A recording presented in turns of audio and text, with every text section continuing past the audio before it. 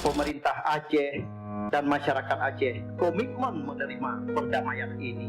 Sampai hari ini Aceh aman dan tenang sejahtera. Yang belum lengkap salah satu adalah PJU, lampu penerangan. Kalau malam rasa-rasanya masih gelap.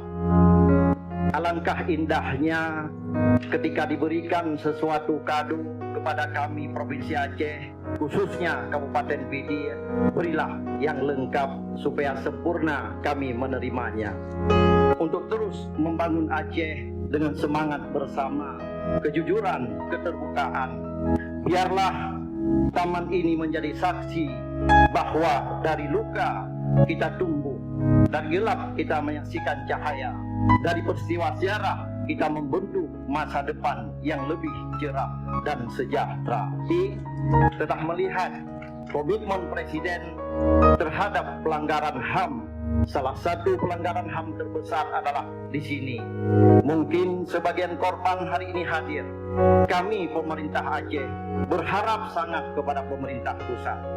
Seluruh yang merasakan korban dom di sini agar diberikan kompensasi yang sama kepada mereka.